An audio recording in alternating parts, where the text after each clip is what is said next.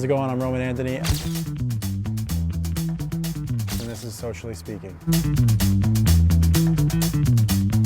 Youngest Red Sox player in AAA since 1978. And welcome to Worcester, Roman Anthony. So that's my family. That's one of my few posts on Instagram. But that's us last year at the end of the year when they told me that I was getting the award for Hitter of the Year, and that's just us taking it in at Fenway. And those are my parents, and obviously they mean everything to me. They're the ones who have supported me since I was young and continue to support me. So it's just a picture with them taken in the moment. What's your dad's name? Anthony. Yeah, What's your it's brother's name? Anthony. Not very creative, but yeah, you should see the looks we get at the airport when the family goes on a trip somewhere.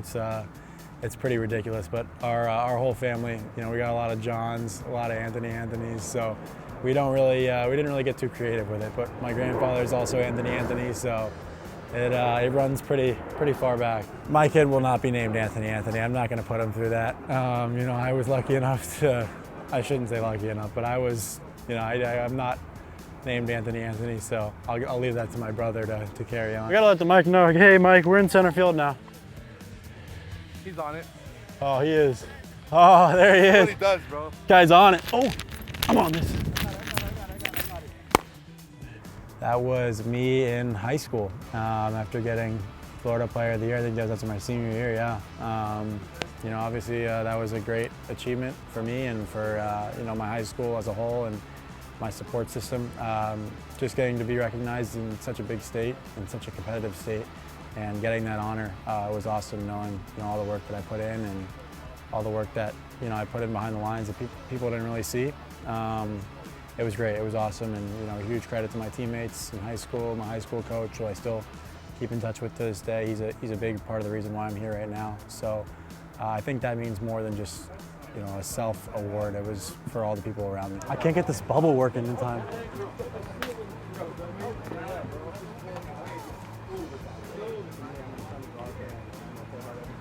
That was shortly after I was drafted by Boston, and they took myself and a few of the other guys out to Boston and got to hit BP on the field that day and watch a game and sign and do all that good stuff, which was awesome. Just getting to take in that experience, being in Boston for the first time, being in Fenway for the first time, seeing all these guys, talking with some of the guys on the team that I had watched growing up and had seen win World Series, and especially in 2018, seeing those guys and getting to meet them in person and talk with them and talk with AC and the people who drafted me. It was a special day for my family and myself. So that was one of the better days. And now it's like every time I go back to Boston, it just continues to feel more and more real, and it continues to feel like it's close. So it's awesome.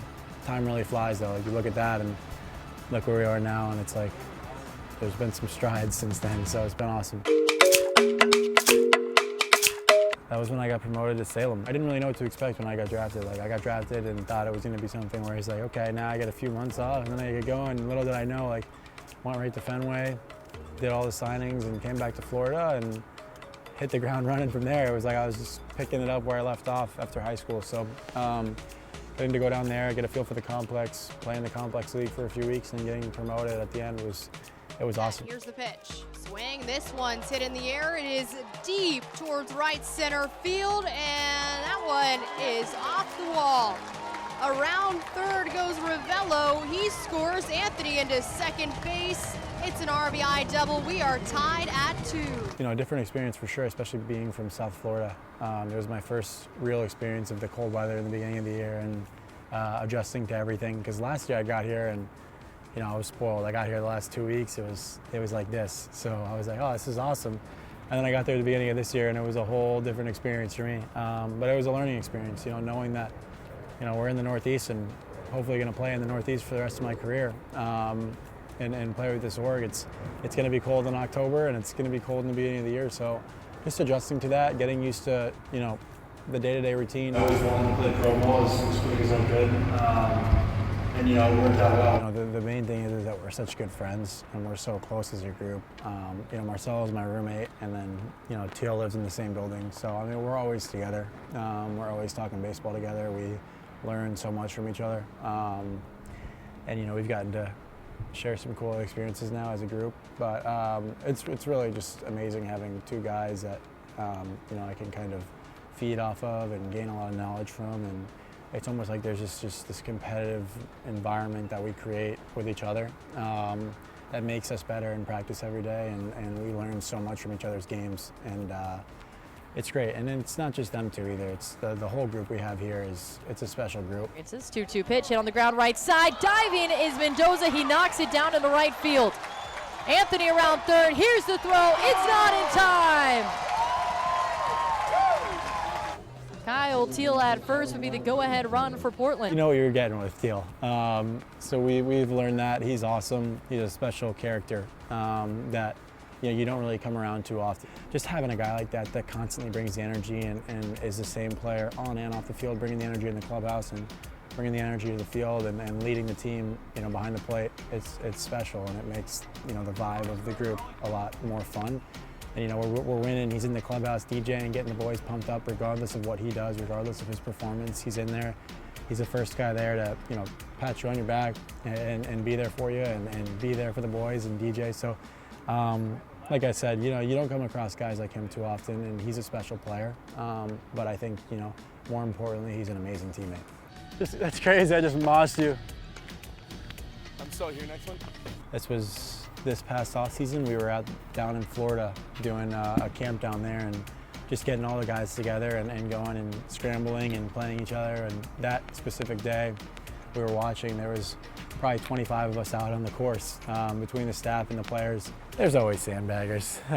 Not myself, because I just stink at golf. It's special getting to go to those games and getting to go to the Garden and see the Celtics, who eventually won the championship this year. Just seeing those crowds, right, when Boston is winning, even when things aren't always going right, there's still so many fans. The fans are so passionate. They want Boston to win. They expect to win, and so do we as players. We expect to win, and that's the goal, right? So it's great when we have a fan base that kind of holds us accountable. And I can't really speak for, the team up top because I haven't been there, but just going to be in those environments, seeing the Bruins and seeing the Celtics, seeing the crowds there and feeling the energy, it's special. It's awesome, and it's super motivating. And I think we all look at each other when we go to games like that and we're like, man, we got to hurry this thing up and get there.